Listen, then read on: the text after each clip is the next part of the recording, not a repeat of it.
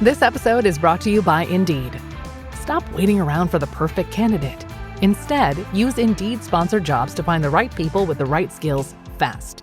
It's a simple way to make sure your listing is the first candidates see. According to Indeed data, sponsored jobs have 4 times more applicants than non-sponsored jobs. So go build your dream team today with Indeed. Get a $75 sponsored job credit at Indeed.com/podcast. Terms and conditions apply.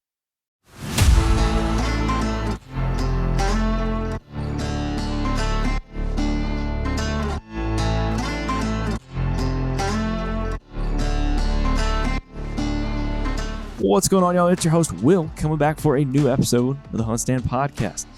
On today's episode, we're bringing on team member Brian Murphy to talk about antler growth facts. And specifically, we're going to be diving into what affects antler growth, how it gets affected from injuries, mineral supplements, protein, feed, all that stuff. We're going to go down some rabbit holes. That's okay. That's what we do. We love deer. We love deer hunting. And that's what we're going to be talking about on today's episode. And y'all, if you haven't downloaded HuntStand yet, which if I'm a betting man and you're listening to this podcast, more than likely you have HuntStand downloaded. But if not, head to the Apple Store, Google Store, whatever kind of phone you got, and download HuntStand. We do have the free version, which you get a few of the features that we provide. But if you upgrade to Pro, you can unlock everything from trail cam management, property line info, all the different things that we provide you can get through Pro. So make sure you explore that. Check us out. If you haven't yet, download HuntStand app. We appreciate y'all tuning in to the HuntStand podcast. We're going to get to Brian Murphy and antler growth facts. And antlers are something I love to talk about. I mean, hell, if you're a deer person, you don't like to talk about antlers, then my goodness, what do you want to talk about? Meat? I don't know. I look at them, and I'm be honest. I mean, I'm only moderately obsessed with the size of a buck's antlers. I'm more obsessed with all the uniqueness of what antlers are and how they work and how they're so unique in the world in so many ways. I mean, that's what gets me geeked out about them as much as anything. But anyway, yeah, we can jump in and let it roll. All right, man. Well, Brian, I don't think there's any introduction needed since we've already done this and the folks know who you are. So just want to thank you for hopping on the HuntStand podcast with me again. My pleasure. Well, man, today you've kind of already preluded to it, but let's dive into antlers and specifically pertaining to whitetail because that's your thing. That's who you are. So I want to talk about, let's go through some of the facts about antlers, growth facts, and then I even want to see about debunking a couple of myths with you. So are you down? Absolutely. Absolutely. That's one thing I love to talk about is whitetail antlers. And, and it's really fascinating because, as hunters today, obviously, if you're a whitetail hunter, you're probably fascinated with antlers, the size, the shape, all the uniqueness of them. But this dates back millennia. Mm-hmm. If you look around the world, the cave drawings and things that date back to almost every culture on the planet, in almost every case, the drawings, the animals they revered were large antlered and large horned animals. Yep. By a long shot. So this fascination we have with antlers and with horned animals is I think, innate in many humans, just as part of our evolution, and I think when you talk about antlers, I think it's important to kind of start at the biggest level with antlers, and that is, what are they? And I don't mean what are they in terms of their physical structure, but what purpose do they serve the whitetail? Yeah. And biologists consider them secondary sexual characteristics. What does that mean? It means they're not directly responsible in reproduction. They're not a reproductive organ, but they are secondarily involved in terms of mate attraction, mate selection, that sort of thing. And some research done at Mississippi State shows that size does matter when it comes to antlers. Yeah. They actually did a very interesting experiment where they put different size sets of antlers on bucks and then recorded doe behavior associated with those bucks with different size antlers. So the buck could be 3-year-old, but he could have a 6-year-old set of antlers on it and vice versa. So they were looking very specifically at antler size. And they did see a significant difference in terms of mate selection and attraction. Mm-hmm. And it makes sense because unlike horns, which don't represent that individual animal's social status as much, because a horned animal, we'll talk about a big horned sheep, they're going to have the largest horn the day they die. They could have been an outcast for several years and be relegated to a very low rank in that local population, whereas a deer's antlers represent that animal's age and fitness at that point in life. And I think most hunters know that if a deer or buck's allowed to live long enough, we're talking generally 8, 9, 10 plus, that their antlers will decline. Yeah. And it doesn't happen in most cases because most whitetails are harvested well before their prime, let alone, into those very old age classes. But what's also interesting here, and some hunters probably aren't aware of this, that the whitetail we know today did not look the same a couple of million years ago. When the predecessor of the whitetail came across the Bering Land Sea Bridge into North America a couple of million years ago, it didn't have antlers at all. Really? It had large canines, large canine teeth, much like the muntjac or the Chinese water deer does today. It came across as kind of a remnant of the old world deer evolutionary track, and slowly evolved what we now know is this deciduous regrowth and drop antler that we all recognize. But for many, many, many years, they didn't have antlers at all. They had large canine teeth, and that's how they defended themselves and also how they attracted mates. And a very small percentage of whitetails today still have those upper canine teeth. You'll see examples of it online. You just have to Google it, deer with canines, and you'll see one. In fact, I saw a very good case of it from Louisiana just a couple of years ago, where this deer, this buck, not only had upper canines but also had a very distinct dark facial marking with some stripes that resembled a muntjac or like a roe deer, if people know what those look like. Different facial markings, it doesn't matter. But the bottom line is, this was probably the closest living remnant we had and have seen in science for a few thousand years. This is a pretty cool individual deer that was killed in Louisiana. But anyway, and so the whitetail slowly started to lose these upper canines. Again, a small percent hold them today, but very small. Taxidermists run across them, and a few each year. Yeah. And then they developed what I would call an intermediary semi-antler structure, much like the pronghorn, the American pronghorn, which is uniquely North American. Yep. It keeps a piece and sheds a piece.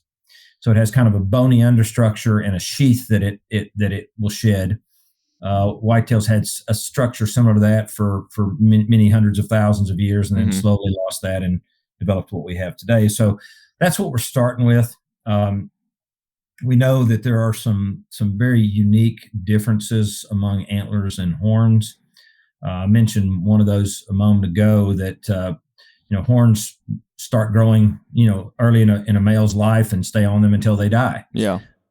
Antlers, of course, are shed and regrown annually, and that actually is a plus on a number of fronts.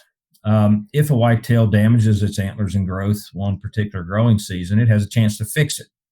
Obviously, if it's just in velvet, that injury is probably not going to cause any permanent recurring injury. Unlike a broken horn, a bighorn sheep busts its horn, it can't ever fix it. It's broken for life. Yeah. Some other major differences between the two: antlers grow from the tip, horns grow from the base. Big difference there. So the growing tips of deer's antlers are the growing portion, and they're very tender, and that's why bucks, of course, avoid contact with their growing antlers in growing season. And if they have to fight during that velvet time of the year, they stand up and kick box like does. They don't use their antlers for that because they are very tender and they're growing. We also, probably the most important difference between the two is that antlers when they're growing, are true bone. They have a bony matrix, just like an arm, covered with skin we call velvet, which is much like human skin. So if you can imagine the energy demands that it takes for a deer to grow essentially a new set of arms every year. And that's kind of what we're talking about. Can you imagine having to grow, 2 new arms every year? It's insane. It's just hard to even fathom. And some really recent science, which I find quite fascinating. First is that they have now discovered that the process through which antlers grow is actually a controlled form of bone cancer. Something that is uniquely cervid, which is the deer family. What? They actually are the only known living creature of any significance that I'm aware of that can start and stop a form of bone cancer each year. I mean, how crazy is that? That is interesting to think about from that front. I never thought about it that way. Well, a lot of people know how fast some cancers can grow. Mm-hmm. And so bone cancer can be a very aggressive form of cancer. So this allows the bone to multiply. And for deer to, whitetail can grow upwards of an inch a day per antler. So you're talking about a lot of, rapid multiplication of cells to create that kind of, to grow 150-inch set of antlers in basically, a few months is a big undertaking. The other thing scientists have found fairly recently, is that the deer family, and we're talking about all the deer out there, also go through a form of controlled osteoporosis each year. And because of the energy demands it takes to grow these new arms each year, they can't get enough nutrients from their diet. So they have to rob those nutrients from their skeletal system. What? So they're really drawing their bones down to get the calcium and phosphorus and other things they need. So they're actually going through osteoporosis and bone cancer at the same time to produce these things we call antlers. And then they can stop the growth, the cancer process, and they can stop this osteoporosis and rebuild themselves. And humans can't. If we go through osteoporosis as, aged adults, we can't really fix it. We can take supplements and try to combat it a little bit, but we can't heal ourselves. A whitetail can. Really, really cool stuff. I mean, there's some, like I said, I'm a geek about deer in general, but when it comes to antlers, they're just so fascinating that it's just hard to even sort of fathom. So now, go ahead. Are they already trying to solve cancer using whitetail deer? Yeah. So both cancer as well as osteoporosis, both are subjects of medical research. A lot of it in Asia. There's a very, I would say, pioneering PhD researcher in China that's doing a lot of this research, not on whitetails, but on deer in general, which is the same process. That's pioneering a lot of this stuff. He's also discovered a couple other interesting things that are uniquely deer. One is kind of a gee whiz, but it's interesting, and that is that the connection between the dead antler when it's hardened, the mature antler, not the growing one, that connection between that dead piece of bone and the deer's skull is the only known living connection between dead and living tissue of any mammal, where basically the living animal is holding on to a piece of dead structure. And that's actually done through a very complex process called haversian canals, which are these little straw-like things that eventually wither up and break when the hormones change and so forth. We can talk about that later. But the other thing he's found, which is also a subject of current research in Asia, is that antler velvet, the skin that covers antlers during the growth, is the only tissue that we've discovered in science that heals consistently with zero scarring. No matter how a buck, you can slice that velvet up in velvet, not that you would, but literally you could take a knife to a deer's velvet and cut it up any way you wanted, and it would all grow back with no scarring at all. So they're looking at using that for like burn victims. Wow. And surgeries and things of horrific nature in humans where we want healing to occur with no scarring. So yeah, there's some pretty cool things going on out there in terms of whitetail antler research and science that have direct human implications. I just learned a lot today. I just learned a lot, man. No, there's a whole lot out there. Now, when it comes to a hunter, of course, their questions don't generally dive in that deep, and being not at all. But I think it's cool stuff. Most of the questions I get about deer antlers, range from when does a buck reach its maturity, antler wise, and generally the answer to that's between 5 and 7 years of age. Yep. In general. However, if anything, we're seeing that some older bucks often will reach their peak quite a bit later. I mean, there are examples of 9 and 10-year-old bucks being larger than any time prior to that in their lifetime. That's probably unusual. That window between 5 and 8 is probably the best window. But one thing that is important here is that, kind of like humans, a human male is typically considered in his prime somewhere from the late teens to the mid 30s in terms of overall fitness and strength and that sort of thing. That's generally the window. So I got about 5 years left is what you're There telling you me. but you could have gotten hurt in a car wreck in your 20s and be stronger in your 30s. Yeah. And vice versa. And the same with a whitetail. So they've got a window of opportunity. There's no guarantee that a 5-year-old is going to be bigger than a 4-year-old and a 6-year-old is going to be, we don't know that. In general, there's an increasing pattern with all things considered equal, but things aren't considered equal in the environment. In Texas, obviously, rainfall drives a lot of things in South Texas. Yep. Nutrition generally drives the big window across much of the country. But injury, a deer could get injured as a 5-year-old when it should have been at its peak, or maybe a 6-year-old, and then come back better as a 7 or an 8-year-old. So we have to keep in mind things like hemorrhagic disease, fighting injuries, a number of things that could cause them to go down one year and then right back up another.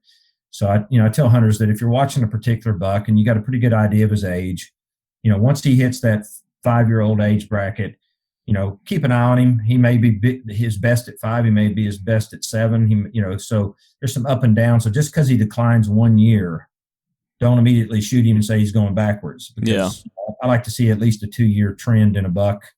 If my goal is to harvest him at his absolute peak, I want to see a couple of years before I make that call, generally speaking. So we know that.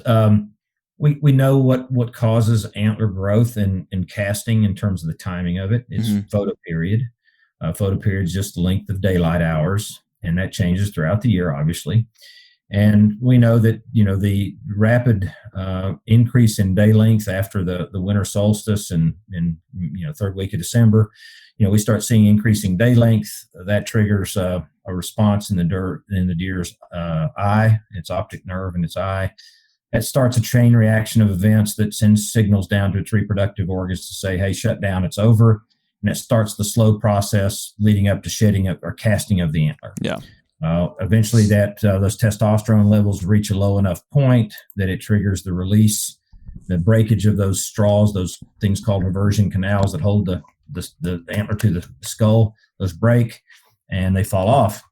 And get a lot of questions about, which bucks cast first or which ones hold it. Any difference in north and south? The answer is yes, and sometimes.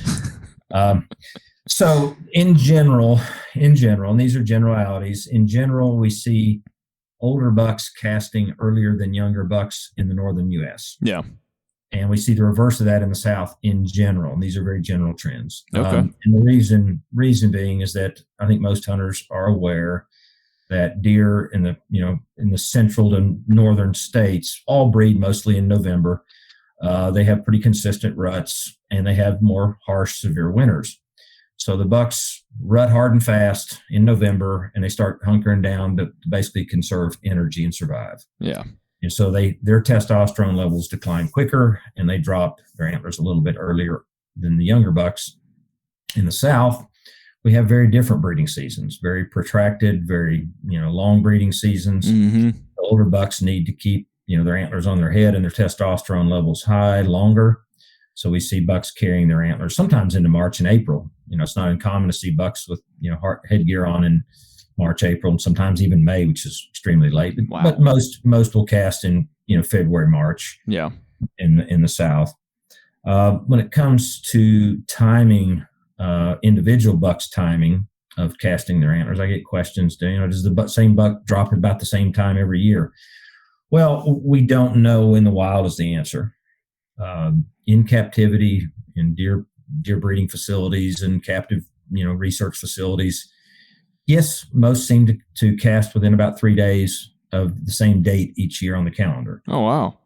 So that's pretty cool. But in those situations, we have to keep in mind that those deer have a constant supply of nutrition. Yeah, they They're do. not stressed.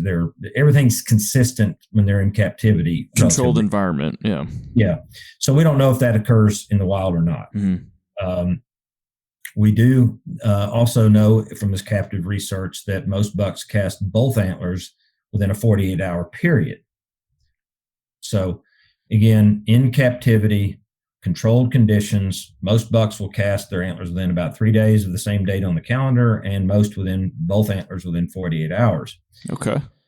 We don't know, again, in the wild. We don't have any real data to suggest that. I know a lot of hunters that have found a lot of matched sets of antlers close by when, antler hunting. I found a handful myself. Find a lot more singles, though. Same. But, think about it. Even if a buck only carries it an hour longer than the other one, an hour longer, he can walk, a long way in an hour, So anyway, that's kind of what we know about some of the research on antlers, growth, timing, that sort of thing. I like it, man. So I want to, with all the facts that have kind of been presented to us now, I want to talk about just a couple of myths that, I've heard since I was a kid, and I've heard in different hunting camps. And so one of those first myths that I want to bring up is, and I think you'll probably know, but I think this is one of the most controversial ones, and I don't even know if you want to call this a myth, but once a spike, always a spike. So like down here in Texas, they have a doe and spike season that if you see a spike, kill it because it's never going to be anything different. What's your take on that? Well, there's actually a fairly long history of that argument, and it dates back to two different research groups, one in your home state of Texas from the Kerr Wildlife Management Area, the other from Mississippi State. And I think in both cases, they didn't make the statement that once a spike, always a spike. That actually became more popular among hunters, kind of an interpretation of that research. Right. It's not what the researchers were saying. They were saying that if it's a spike at 1.5 years of age, it's not ever going to be a decent buck later in life. In other words, it's going to be consistently behind the rest of the same age, 1.5-year-old bucks. Yeah. And that came out of the Kerr Wildlife Research data set, where they selectively bred certain bucks to certain does on time with good nutrition, and their offspring that were spikes didn't produce as good antlers as their brothers, their cohorts later in life. But they had a very controlled situation where they were breeding specific does to specific bucks on time with good nutrition. So therefore, the male offspring that were spikes, didn't have any excuses other than genetics for having smaller antlers. Yeah. Okay, they ruled out the other variables. Yeah. The research done by a good friend of mine, Dr. Harry Jacobson at Mississippi State, he looked at the importance of birth date, when that fawn hit the ground relative to the size of its first set of antlers. And they found a very strong direct correlation that for every month that a fawn was born later than it should be, in other words, its mom, its doe, missed her first breeding cycle or her second or her third, in other words, had to be bred later in the season. For each month that fawn hit the ground later, there was a higher and higher percentage of them being spikes, up to 100% spikes when they were born. The last group of fawns born of the year, 100% were spikes at 1.5. Wow. So he showed that birth date can be an incredibly powerful factor in terms of being a spike buck. More research in Florida, where the habitat's generally speaking pretty poor, it's not uncommon for nearly 100% of the 1.5-year-old bucks to be spikes nutritionally. They just don't have the groceries. Yeah. They can eat all the low quality vegetation. I mean, Florida is kind of like a great salad factory. It grows a lot of groceries, but they're not worth a damn. So they can eat a lot, but it's not high quality nutrition. And so we know that nutrition and birth date and genetics all play a role here. So what I tell folks is that if you have controlled every condition you can, in other words, you've got deer, a fine-tuned deer herd, they're breeding on time, you got good adult buck age structure, good sex ratios, good habitat, good spacing, in other words, density, that if you have spikes at 1.5-year-old, they're probably, based on research, not going to be as good as those with 4, 6, or 8 points at the same age. Doesn't mean they won't. This is a bell-shaped curve of probability. Some will be exceptional. So in Texas, and it almost only applies there, where many ranchers do have a surplus of bucks. It's hard for hunters in much of the country to think about. We have too many bucks. We got to shoot some young bucks. Well, if you're in that situation where you have to shoot some young bucks, then yeah, spike bucks make sense. Because yeah, some of them would be good adult bucks, but on average, if you've controlled, again, if you've done all those other things right first, then yeah, okay. But in most of the whitetails range, spike bucks, 1.5-year-old spike bucks, are a product primarily of late birth or poor nutrition or both. And so shooting spike bucks at 1.5 years of age in most of the whitetails range makes no sense at all. And if you're in Florida or a very poor quality habitat, if you shot all your spikes, you'd shoot every 1.5-year-old buck you have. It'd be hard to ever have anything else. So yeah, it's a myth with a sliver of truth to it. Okay. You have to really be able to apply that. Not once a spike, always a spike. That's a myth. That part's a myth. But once a spike, as a young buck, you're going to be a poor buck forever. That can be true, but it rarely holds water to the bigger test of, did the hunter and landowner do all the right things first and manage buck age, structure, sex ratios, nutrition, time of birth, all those things. And in most cases, they can't pass that test. So, removing spike bucks doesn't make much sense in most of the whitetail range. We're going to interrupt this podcast real quick, y'all, from a word from our sponsors. The HuntStand podcast is brought to you by Browning, makers of fine firearms, gear, and technical clothing. The best there is. Up next, we got Federal Premium and their lineup of Terminal Ascent. Go beyond what you ever thought possible with Federal Premium Terminal Ascent. And finally, Work Sharp Tools. Sharpen every knife you own. All right, y'all, we're going to get back to this episode of the HuntStand podcast. Okay. Well, that makes total sense. So the next one I have for you is something that I've heard before deer camps, that hunter may come back to camp and he's like, man, this deer, his right side was just shoved in. It was just all messed up, or he had some kind of deformity, or there was something weird going on with his antlers, or like you've seen bucks that have what looks like there's an acorn growing up to time. And I've heard this from multiple people that, was it on his right side? Well, yeah, it was injury. Whatever it was on his right side. Oh, well, he must have had an injury on the left side of his body, and that's what caused that on the right side. Have you ever heard that? And how does that even hold up? So the answer is absolutely yes. Really? Okay. Question, with a little caveat. So there's a phenomenon in the whitetail world we call contralateral deformities. Okay. Contralateral, it means opposite. Biologists, we like to use fancy words. Call it the opposite effect. Mm-hmm.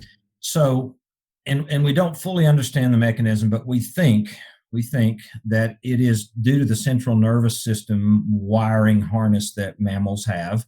And I think hunters know that the left brain in humans controls the right side of our body. Yep. And vice versa. And so what we see with whitetails is if they have a severe rear leg injury, it will, in many cases, I would say most cases, if it's severe enough, will affect the opposite antler growth and shape. They will have a deformed opposite antler opposite to the rear leg injury, shot, hit by a car, or whatever you call it. It has to generally be a pretty significant injury to that leg to cause it. Yep. If it does, it will repeat pretty much every year. In fact, I've heard of 1 or 2 examples where deer have recovered from that and produced a normal antler. I haven't personally seen it, and I've seen a lot of deer with this condition over multiple years. So I would say that very few will ever fix themselves once they start. If they have a bad enough injury to cause it 1 year, it's probably going to repeat every year thereafter. It may not look exactly the same, but it will be noticeably deformed. So you'll have a situation where you have one very typical antler and one highly non-typical antler. Okay.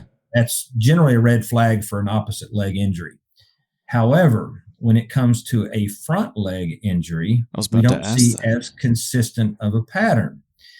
With a front leg injury, there's a slight tendency for a same side injury. Okay.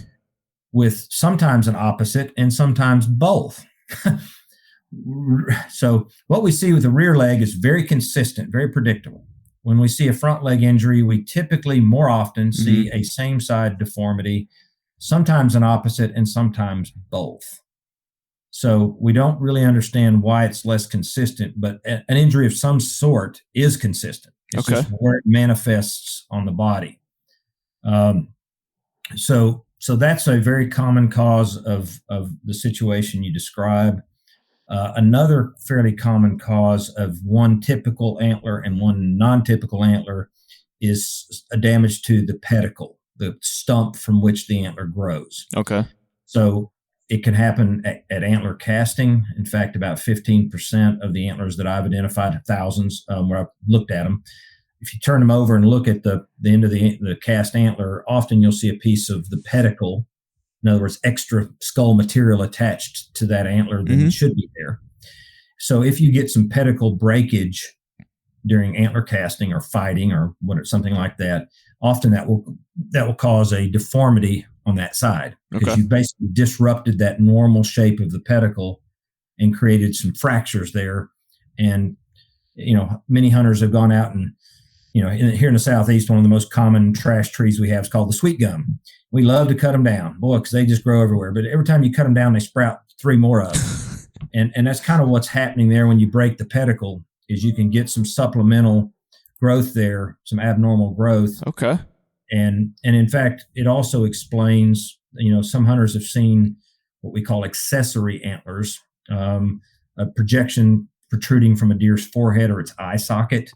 A separate antler, if you will, but not a big one, but just some sort of spike or projection that often is caused by trauma to that skull region of the deer, because the material from which antlers grow is not restricted to the pedicle.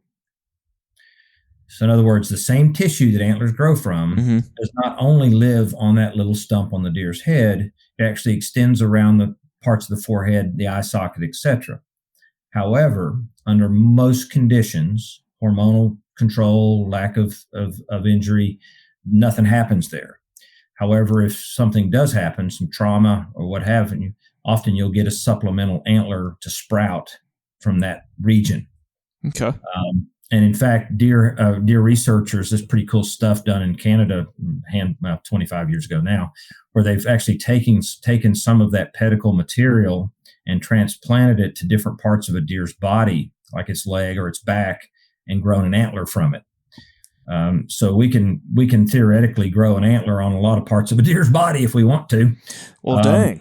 Now, it's not a big antler. It's a small one, but it does go through the velvet cycle and the shedding and all that. It's a real antler from that perspective. So, theoretically, we could transplant that same material to a doe's forehead, give her the appropriate testosterone levels, and probably produce antler does in theory. Probably some other challenges there, but anyway. So suffice to say, we know a lot about that, but we still don't know a lot about that. But yeah, that's there are a number of reasons. Hunters come back. I get them all the time. That's one of my areas of great interest is antler deformities, and there's a lot of reasons for them. Only one of which is genetics, mind you. Okay. However, and it's one of the least common, but it's the one hunters most want to use as justification to kill more bucks. I shot this ratty deer to get him out of the deer herd so he's not breeding my does, right? And they come in with one that's got an injury on its opposite leg, or they got one with a skull or pedicle injury, or they got one with other non-genetic related cause, but yet they killed the deer for genetic reasons. Somehow those two don't jive. If the condition for which you killed that buck is not genetically based, it's got zero chance of making a genetic difference in your deer herd. Kind of common sense there, right? Yeah. And that's the I guess the cool or maybe depressing thing about learning more about deer is that, as a good friend of mine told me once, science can get in the way of a good story.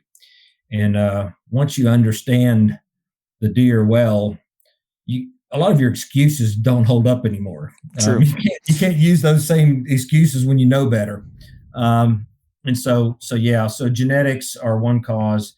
However, I would argue that if you see a deer with one typical antler, one normal antler, one highly abnormal antler, almost 100% of the time, that's non-genetic. There's some injury to the deer's body, to the skull, to the pedicle. There's something that occurred to that deer independent of genetics. Because even with genetics, normally you have some symmetry. It may be an ugly, non-typical deer, but it's going to have some balance to it if it's genetically based. If it's drop tines, if it's matching kickers and stickers, there's no amount of injury that can cause that. That's genetics. Okay. I was about to say, I was about to ask you how you differ those. So then I guess that's why you hear, well, what about like a 7-point, for example, that might just have, your main beam with the fork, and it's got the eye guard above it, and then the other side, it's like your standard 8-point side. That's just probably genetics. I mean, if they're producing, and a lot of hunters don't realize this, but the average whitetail, if you look across its range, everywhere north, south, east, west, the average whitetail is programmed to be between a 7 and a 9-pointer at maturity 120, 130 inches. Okay. That's what most whitetails are programmed to be. With some being 10-pointers, of course, but they're less common than, and then 6-pointers are uncommon, a true adult 6-pointer, true adult 12-pointer. Those are extremes. If you kind of graph them, it kind of creates a nice bell-shaped curve around an 8-point buck. Most human males are going to be 5'9.5" and weigh 175 pounds. If you graph us all out. So that's just the way a whitetail's programmed. So what you're trying to do in any environment, whether it's South Texas or whatever, you've got a certain bell-shaped curve for your adult bucks. Yeah. Your adult bucks in your area, based on your nutrition, your situation, are going to be about X, Y, or Z. You're trying to shift that bell-shaped curve to put more of those bucks into that special category by increasing nutrition and age structure. You can't fundamentally change your genetics in a free-ranging deer herd. Research is clear on that. Now, I don't care how much you cull. Great research out of Texas. We can talk about that on a whole nother show. But get that out of your mind. Shooting the odd cull buck or this isn't going to make 1 ounce of difference to your deer herd. Okay. What's going to make a difference is age structure, nutrition, all those things that you can directly control. And so you're just trying to shift more bucks from the middle part of that bell-shaped curve into the right side of it to where more are special. Gotcha. By feeding them well and getting them enough age, you're going to push a few more from that, what may be typical for your area, 130 inches to 140 inches or whatever. And you're always hoping for that LeBron James to come along, and they do. They do. You see that just exceptional animal out there, but in most cases, you can't consider that the norm or even an expectation. That's icing on the cake when those rare animals come along. And key is to spot them young if you can. If you can identify a superstar as a 2 or 3-year-old and really protect him, then you got a chance to have one of those, deer of a lifetime. Those studs. So I guess, when it comes to the whole genetics versus injury, don't shoot those young 6-points then is kind of what you're telling me. Well, it depends on how young they are, of course, too. So, and it depends on entirely where you are in a management program. Okay. Again, if you're in need of removing some bucks, period, because you've got too many, and again, I worked with a lot of Texas ranchers over the years that literally need to shoot some young bucks. They have so many. So shooting a slick 6 or a 4-year-old 7-pointer, of course, you might as well shoot off that end because, they're not showing you a lot of promise. They might eventually become something decent, but, if you're going to shoot some, you might as well shoot the poorest of each age class that you can. Right. Some of those are high fence situations. Many are. So they have a little bit more chance of shaping genetic flow than a free range deer herd. In most cases, and what I personally adhere to, I'm in Georgia.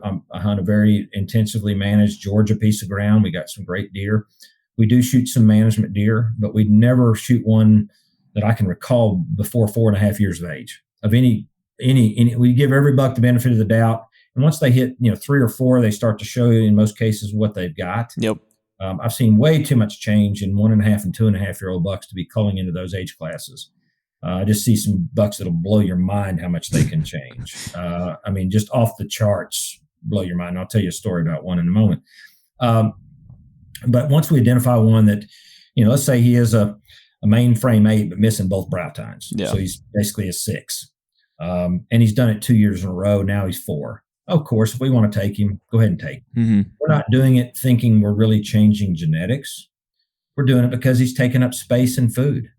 We can only run so many deer. And at some point, you got to make some decisions on, is that deer going to meet our long-term expectations, or do we want to take him out as a management deer?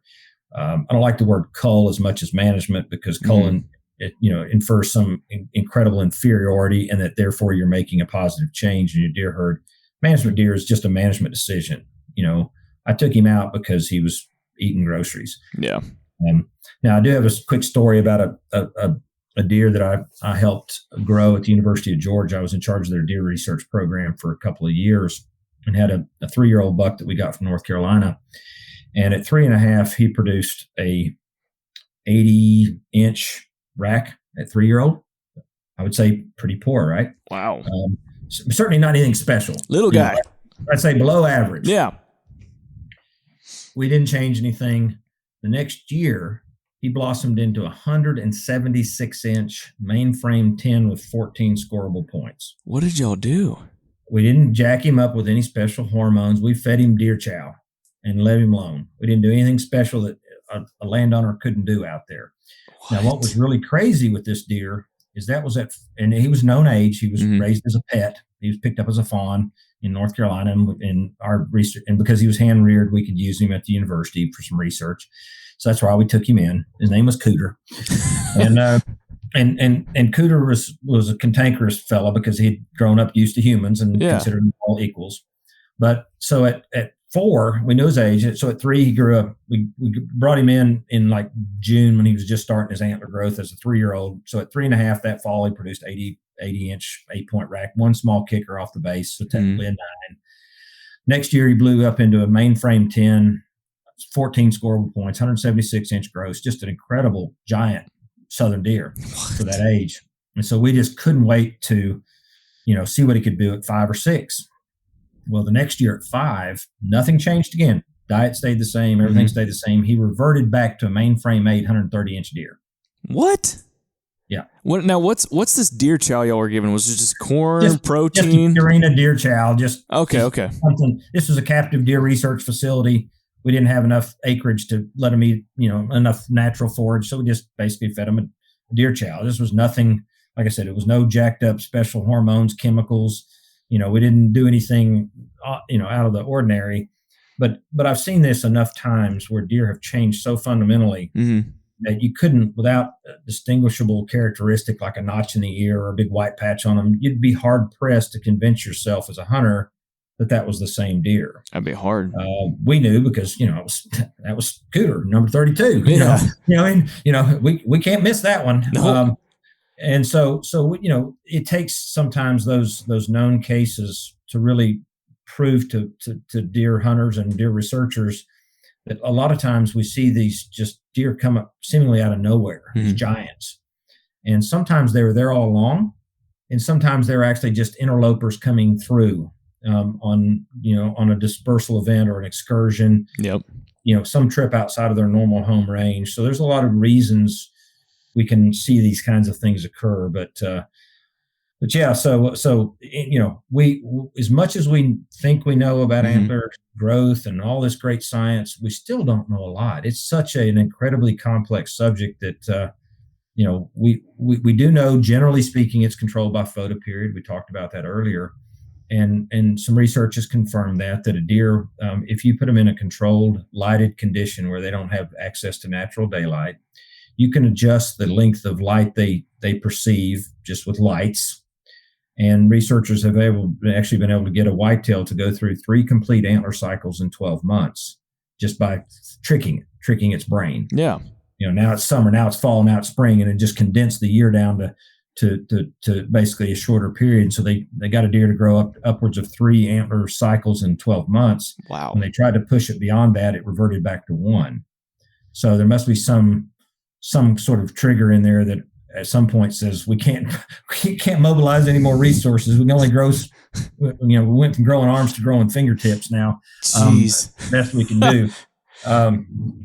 But Yeah. So a lot we know and a lot we don't know. Man, all this stuff is fascinating. Now I see why you did what you did for a career for so long. Well, I've been as you know, I've been a whitetail geek since. Oh yeah. And I can't get enough of this stuff. I'm an old man now, and I just still love this stuff, and just find it just incredibly fascinating. And and the more we know, the more questions it raises, and the more intrigue it offers. So absolutely, cool stuff for sure.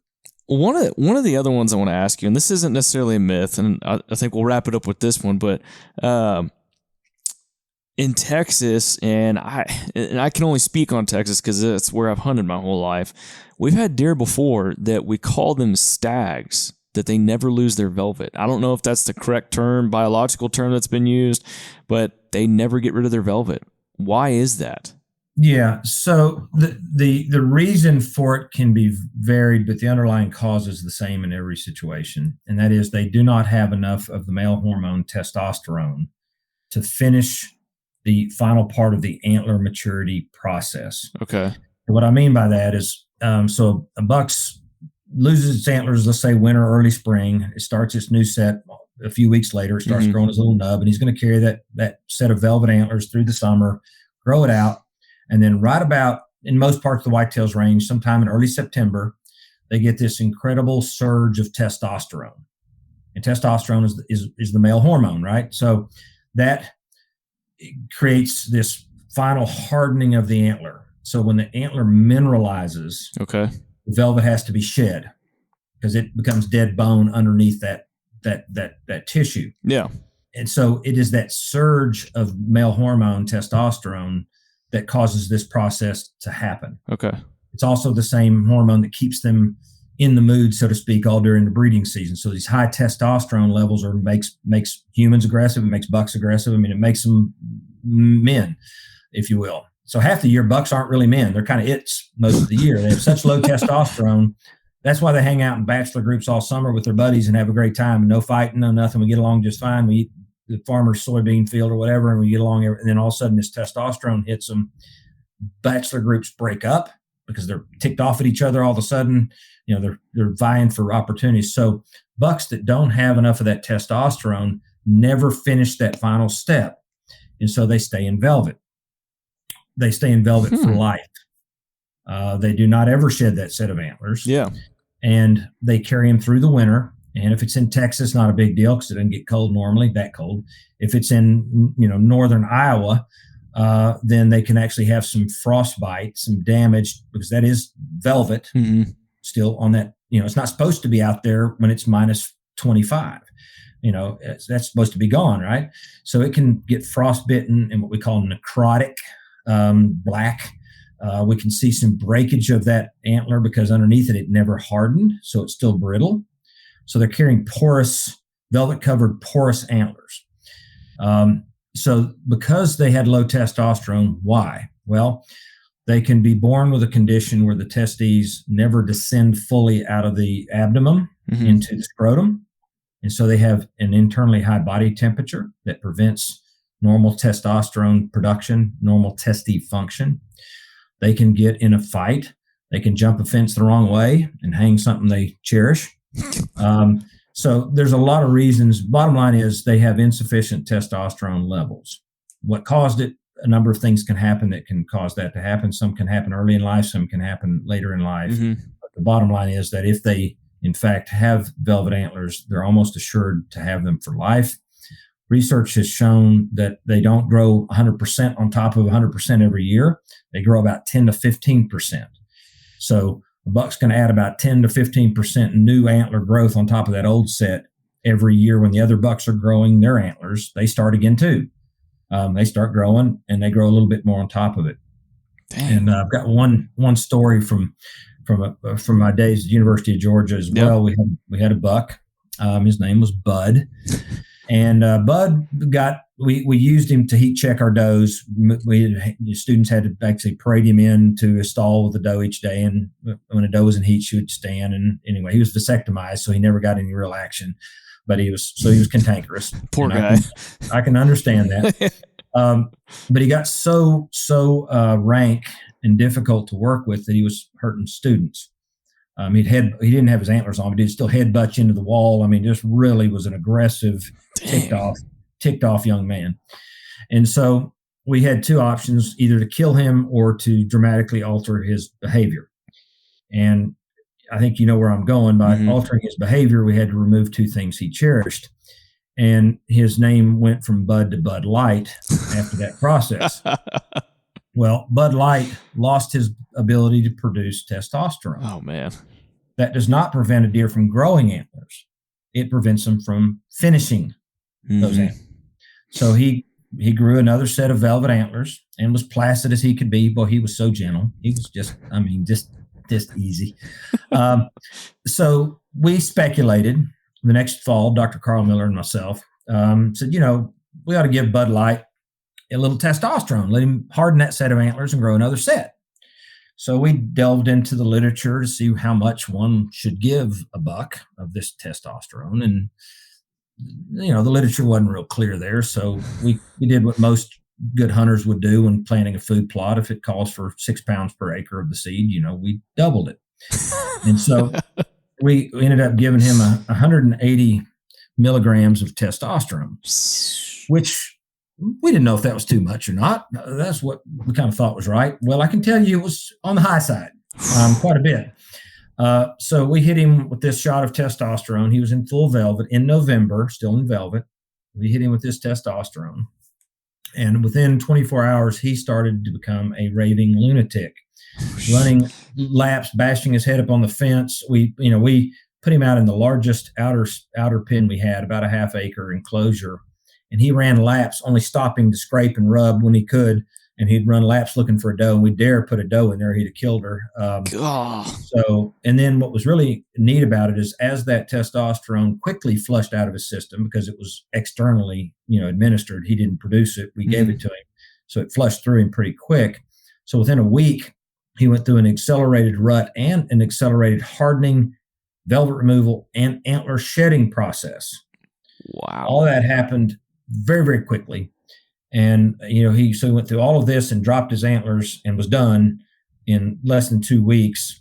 And what was interesting is his cast antlers, instead of being convex like most normal shed antlers would be, his was highly concave.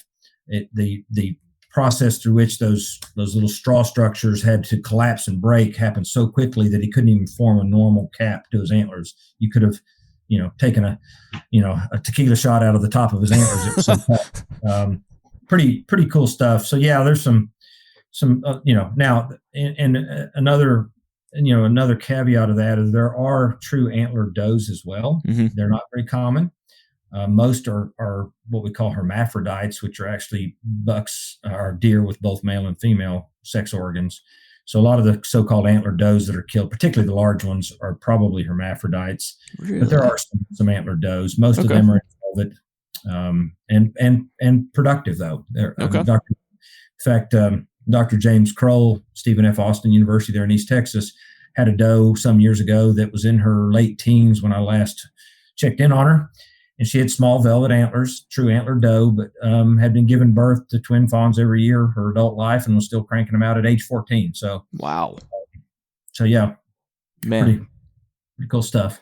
Man, this is all great stuff. I love it. I love just talking about deer in general. It's fun, and especially this time of year when we don't have much to talk about. So, especially always something to talk about. Oh yeah, there always is, especially when it comes to deer. Well, man, I know next time I get you on here, just to kind of give everybody a heads up, we're going to be talking about buck movements and maybe a couple of other things. But man, Brian, just appreciate you hopping on the podcast with me today. My pleasure. Anytime. All right, so there you go. We just want to thank Brian for hopping on the podcast and just giving us some knowledge about antler growth facts and how everything is affected, just being able to pick Brian's brain. I love learning all this from him. I've learned a lot about deer that I didn't know before. Things that I thought I knew have been disproved. All these theories, all these things that I've thought have been either disproven, proven, or I've learned from Brian, learned a lot from him. So again, we just want to thank him for taking the time to hop on the HuntStand podcast with us. And y'all, we just want to thank y'all again for tuning into the HuntStand podcast. There's a lot of other podcasts out there, that y'all could be listening to. And so we just want to say thank you. We appreciate your support, and we'll see you on the next one.